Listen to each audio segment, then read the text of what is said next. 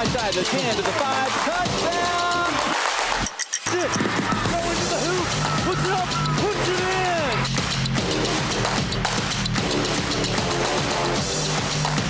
A fantastic play.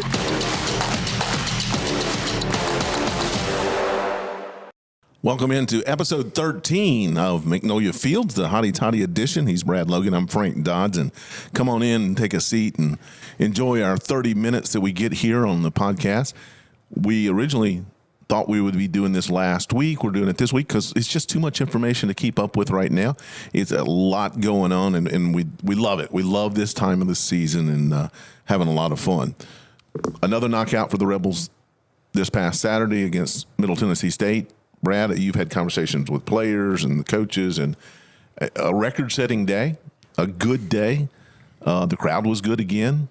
Your thoughts and takeaways from the win over 52-3? Yeah, it was the defense that hasn't given up a touchdown yet. It was dominating. And by the way, good to see you and your family prior to the game, Frank. It's a lot of people on campus. It was the second largest crowd in Ole Miss history. Now that was prior to halftime. I think a lot of people departed, and that's another story for another day. As Lane Kiffin is adamant that he wants people to stay at the game. We stay. Yeah, well, you get to see the newcomers that way. Yeah, not everybody did. But once again, I think with the new era of NIL, so many people paying, their seat at the table, so to speak, with the Grove Collective. I think they have every right to stay and leave. I don't think we will see these type mass exodus for the remainder of the year. The next game at home will be Georgia Southern, and that will be a night game, and that's always a very welcomed thing for Ole Miss fans. So they get an opportunity to see the Rebels in a couple of weeks. I think the difficult thing is, from a fan perspective, is 2 Saturdays in a row. Yeah. It feels like you're giving up your whole weekend. Yeah, and Frank, you know this, and then probably a lot of people watching and listening do too. A lot of the Ole Miss fan base comes from Jackson, and so it is tough sometimes to come from Central or even Southern Mississippi down on the coast to come to a night game and turn around and try to get home in time for church the next day. So that's something that they've definitely have to navigate through. Haven't had that issue so much this year, but yeah, going back to the big win, I think a lot of notables, Frank, is that Jaxson Dart, the quarterback for Ole Miss, broke an Ole Miss record of 24 straight completions, was one completion away from breaking the SEC record set by T. Martin back in 1998. And if you'll remember, that record actually extended 2 different games. So Jaxson Dart was the first one to do it since then. The national record, I think, is like 26. At the end of the day, Frank, it's hard to do that against air. And to be able to be on the same page with the receivers like a Trey Harris, like a Caden Prescorn, the tight end that's had such a big year for Ole Miss, and not to mention Juice Wells, a transfer from South Carolina, they were all in concert. And it was a big day, too. If you go back and watch, Jaxson Dart was upset that first incompletion when he came inside line. He was upset. Yeah, and he's a big team player. We heard from him earlier in the week talking about he's not interested in winning the Heisman Trophy. He's interested in winning a national championship. So he's absolutely about team and not about I. We asked him at the end of the game, Frank, about that, and he smiled and said he kind of knew what was going on. He looked at the video board, but you and I and everyone watching knows he knew exactly what that record was, and he wanted to break it. Frank, one thing that I noticed too is that offensive line under John Garrison, the offensive line coach, has been kind of a musical chairs. You had an injury to Gerquan Scott, the transfer out of Southern Miss. You've had an injury to Jeremy James, going to be out a couple of games with that hand injury, and then Caleb Warren. Lane said on the teleconference today he expects at least one of those offensive linemen to come back. So I'm thinking it's probably Caleb Warren or Gerquan Scott. And so that's going to help. Reese McIntyre's done a nice job at center, but he's not a natural center. Scott and Caleb Warren are natural centers. So that is welcome news prior to the game on Saturday. Well, you came into the season, the Rebels knowing they were 8-9 deep on the offensive line? At least.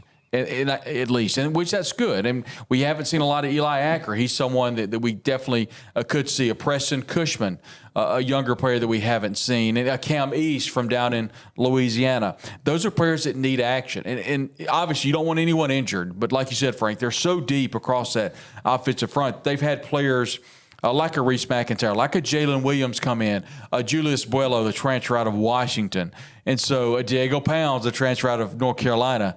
And so there's been a lot of activity across that offensive front.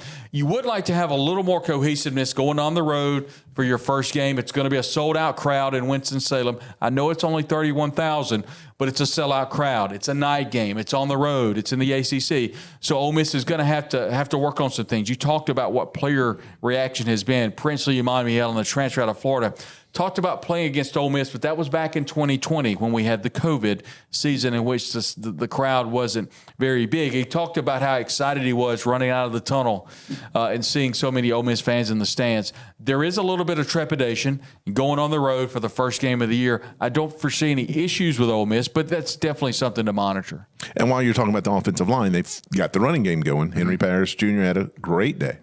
Yeah, he did. He had a big day, averaged 11.8 yards a carry. That's big-time numbers when you're running back in the SEC.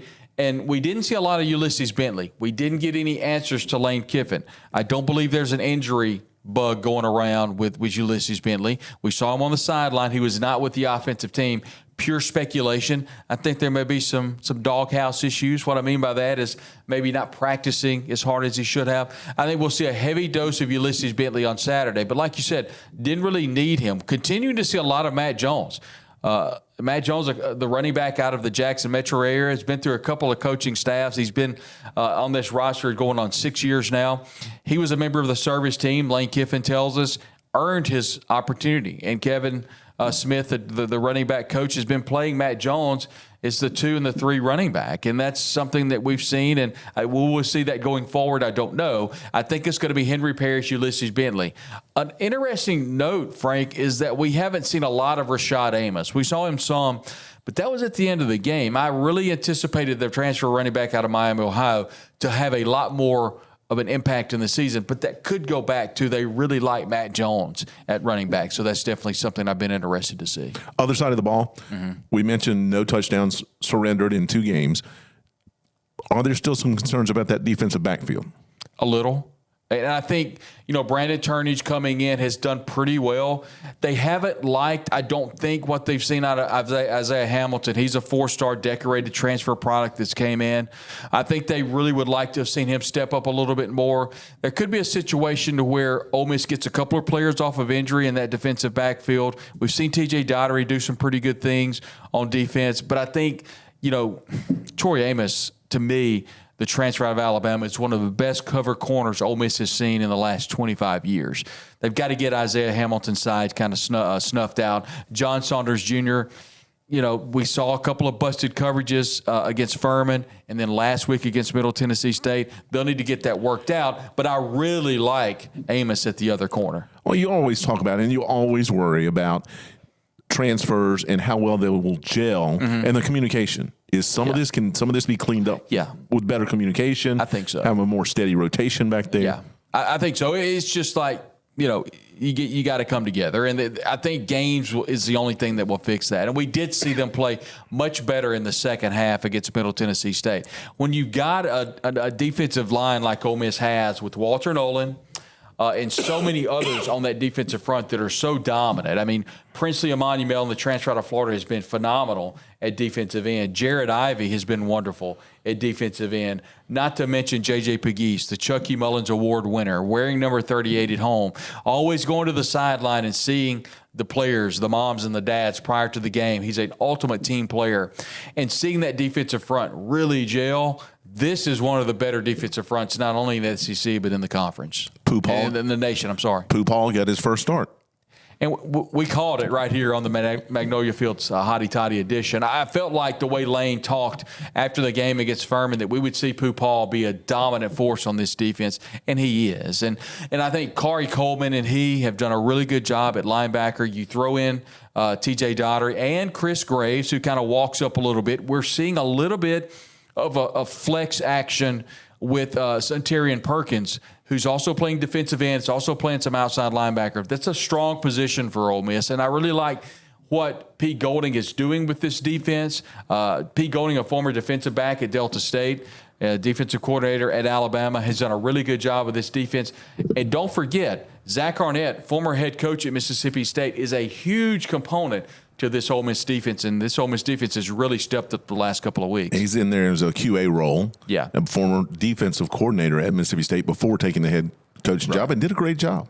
He did. He was at San Diego State prior to that, had one of the best defenses in the country. That's what got him to Mississippi State under then coach Mike Leach, and he did a great job defensively at Mississippi State, and now is in an advisory role. But Frank, he's in all of these team meetings. Joe Judge the same way on offense, and Lane talked about this Monday at the press conference. He offered this up. No one asked him, but talked specifically about Joe Judge and about Zach Arnett and how important they've been to this Ole Miss team. Joe Judge, another former head coach. Right, for the New York Giants in the NFL. That's right.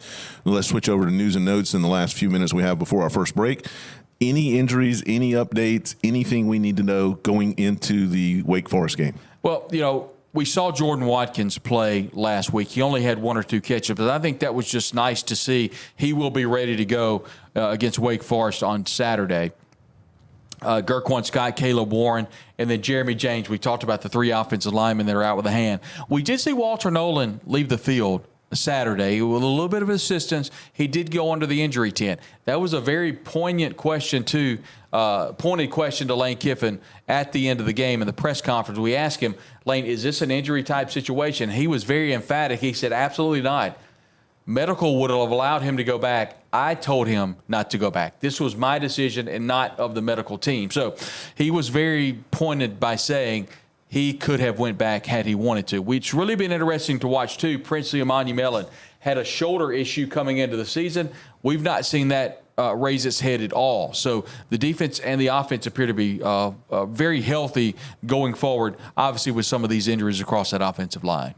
We're going to take a break. We'll be back, and we'll talk about the upcoming games right here on the Hotty Toddy edition of Magnolia Fields right after this.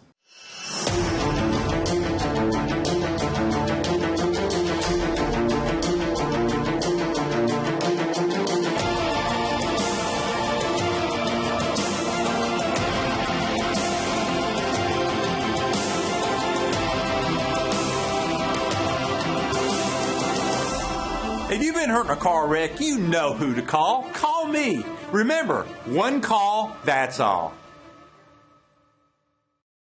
Welcome back to the Magnolia Field Studios, brought to you by Richard Schwartz and Associates. One call, that's all.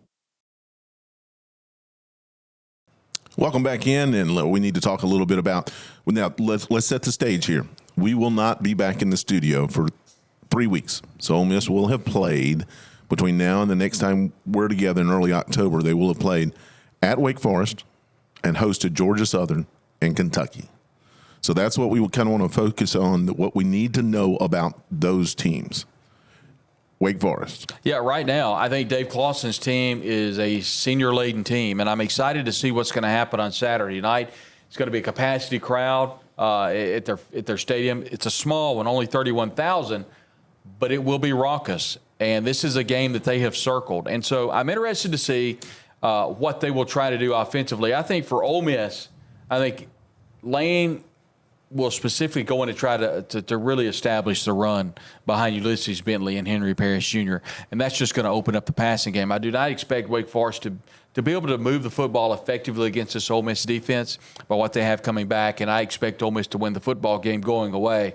I would caution Ole Miss fans, too, anything on the road, and there is a good chance it could be wet with this tropical depression / hurricane coming up through Louisiana. So there's a chance there could be some moisture involved, but I like Ole Miss's chances on Saturday. Wake Forest comes in the game 1-1.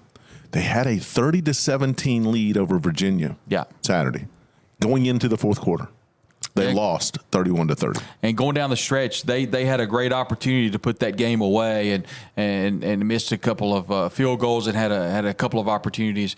Couldn't do that, and it would have definitely had some motivation headed towards this Ole Miss game.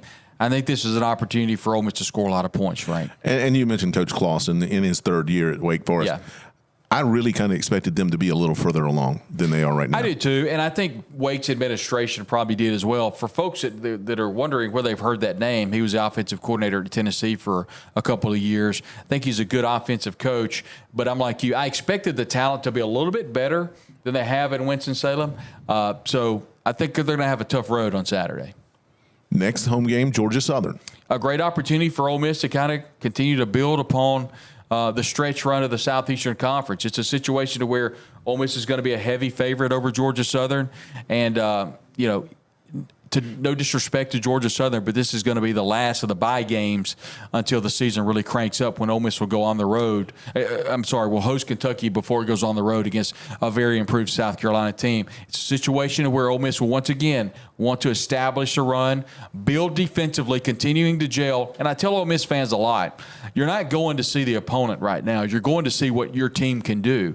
It's a team that's got a lot of transfers, and there's a lot of gelling that has to be done. So, Frank, we're learning a lot by watching this team by not even watching the opponent. We didn't get a chance to see this Ole Miss team in the preseason, except maybe the first couple of periods in practice. So we're learning as much as you guys are by watching the team. So, once again, another opportunity for Ole Miss to really score a lot of points. Quick pop quiz.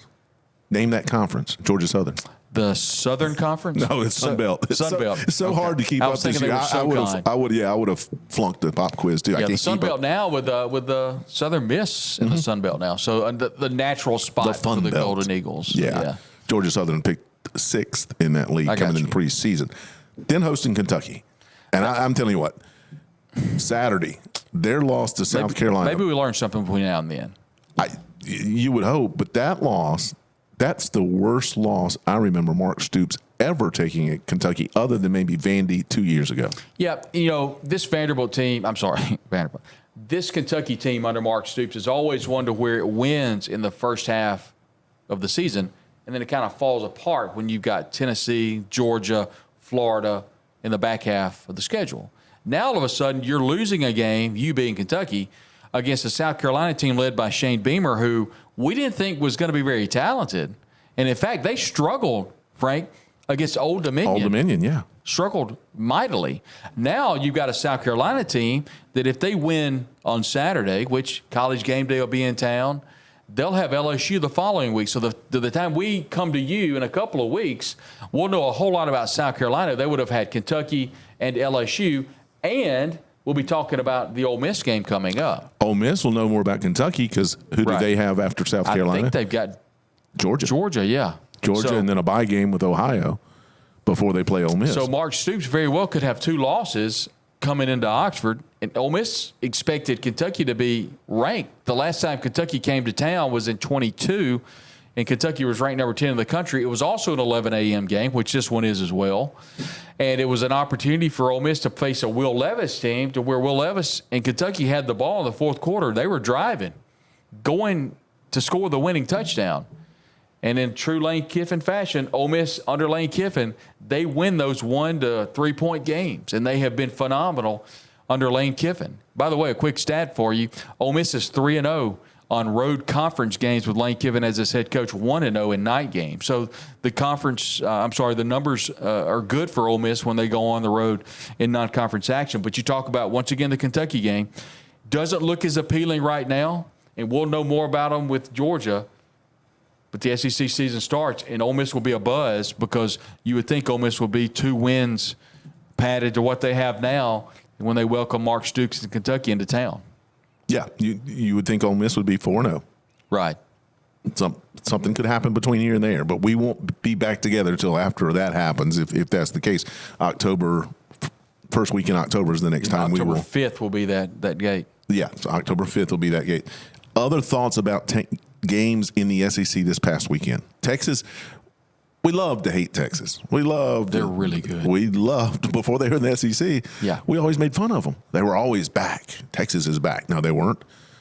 But now we're kind of cheering for them as they went on the road. I don't know that we're cheering for them yet, Frank, but Texas is a really good football team. You wanted to see them beat Michigan, didn't you? I'm not sure that I did because of some very deep history I have with Texas. But I think, with Sherrone Moore not having a contract, and I've got a whole lot of thoughts about Michigan. I don't think Michigan's very good this year, and I think we'll learn that down the road. I don't know how much we learned about Texas other than that they're a really good football team. We'll see when they get into the bowels of the SEC. I'll tell you a team, Frank, that really looks good to me right now, and that's Tennessee. I think NC State has got a pretty good team. And Tennessee took NC State to the woodshed. Dismantled them.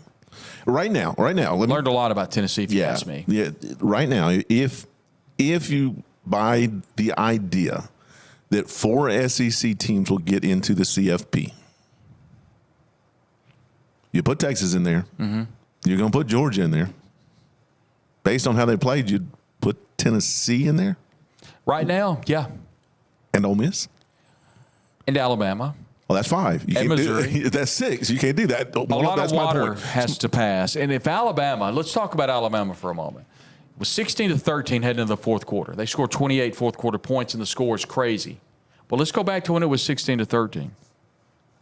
If Alabama does not play any better than it did in the first 3 quarters, they're an 8-4 football team. And I don't feel out there by saying that, because I think you start looking at teams on their schedule, I think there's a chance that they could lose 4 games. Probably not going to. There's a chance. We don't know a lot about Florida. TJ Lagway, is he going to play? Is it going to be Graham Mertz at quarterback? Billy Napier was non-committal at the end of the game, but they were a different team with 5-star plus quarterback TJ Lagway at quarterback. Mertz coming out to this, going to be Mertz that they're going to swap in and out, and I think that's a mistake. The alternating quarterback business, ask Tommy Tuberville how that works. Yeah. The team that I would be very concerned about or concerned for is the Auburn Tigers. Auburn looked awful against Cal. At one point, they were trailing 21-7. I cannot believe that Hugh Freeze, its head coach, did not go to the portal and get a serviceable quarterback for the season. Yeah, I agree. Auburn very well could have a big season ahead of them in regards to what's the future like as its head coach. I mean, they're recruiting great right now. This is year 2 of Hugh Freeze. I'm not advocating that Hugh Freeze be dismissed.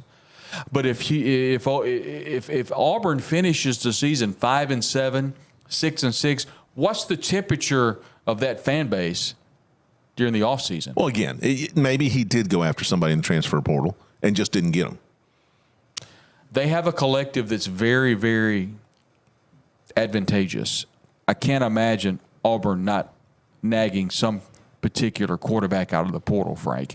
And it feels like that Hugh Freeze is going to live and die by quarterback Peyton Thorne. We'll see. There's Walker White waiting in the wings. He's a true freshman out of Little Rock. He's a phenomenal quarterback. Ole Miss wanted him. He's a 4-star. But Ole Miss backed off when it got Austin Simmons, and we're seeing how good he is. And A.J. Maddox as well from down around Oak Grove and in the Hattiesburg area. But Auburn has gone all in with Peyton Thorne. We'll see if we might see Walker White. So public service announcement for our listeners and our viewers. Don't hit Peyton Thorne up on his Venmo to get some of your gambling losses back, because that report came out this week. It did. He actually said that on the 3-hour lunch. That's part of the Jocks, not the Jocks, but part of the Birmingham radio family. And it's crazy. It is crazy. The whole Auburn thing right now is definitely going to be interesting to watch for sure. We're going to take our second break. We'll come back wrap up with all the other notable games. Franco's Fabulous 15. We'll be right back after this.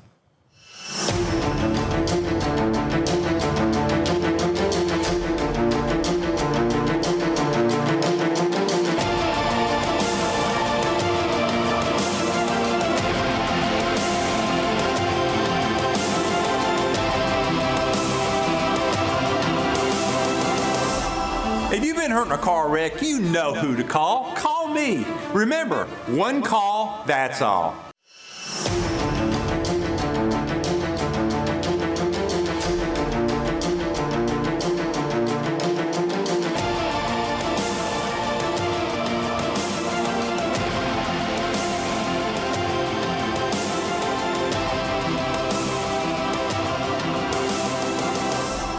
If you've been hurt in a car wreck, you know who to call. Call me. Remember, one call, that's all. Welcome to the Richard Schwartz and Associates Magnolia Field Studios. One call, that's all. Edition 13 of Magnolia Fields. I had to look it up because we're in and out with the high school editions and the maroon and white edition. So this is edition 13, episode 13 for Magnolia Fields. We talked a little bit about the Fabulous 15, the one game coming up on September 14th that we circled before the season, Texas A&M at Florida. And it's interesting we did circle that, and I think it's interesting in its own right, but Frank, it does not have the shine that we thought it would. No. Texas A&M lost to Notre Dame, who, by the way, lost to Northern Illinois. And this is not a great Northern Illinois team that Notre Dame lost to. And now, if you're Mike Elko, the head coach at Texas A&M, what do? This is a game you cannot lose. You can't lose it, Frank. If you're Billy Napier, you might not make it to Starkville next week. There's a game with Florida coming up that may seal Billy Napier's fate. If he comes to Starkville and loses to Mississippi State, he very well may lose his job. I think that's how important that game is for Billy Napier. But, yeah, you talk about the A&M game. I like Mike Elko. I think he's going to win. If the folks at Texas A&M would just leave him alone, I think Mike Elko would put a really good team on the field. And then we can add to it as things go. This was a preseason list, the Fabulous 15. I'm very interested in LSU at South Carolina. Will the real LSU squad stand up? I think they're going to. I think they're going to. I don't think LSU's as bad as people are leading on, and I don't think South Carolina is as good as people are leading on. Now, when we all visit again, I may be proved very much wrong, but I do think LSU will win against Carolina on the road, and I think LSU will have a really good season. That's going to set up a huge matchup between Ole Miss and LSU down in Baton Rouge. It's going to be at night, and many of my friends in the LSU circle down in Baton Rouge are saying that it could prove to be a somewhat catapult jump one way or the other for Brian Kelly, whether it be a win or a loss. So that's something to watch. Ole Miss has both LSU and South Carolina on their schedule, so you need to watch that game. We'll add it as Without a late question. addition. Coming up on the 21st of September, Tennessee at Oklahoma. I like Oklahoma. I've said all along I really like Arnold, the quarterback at Oklahoma.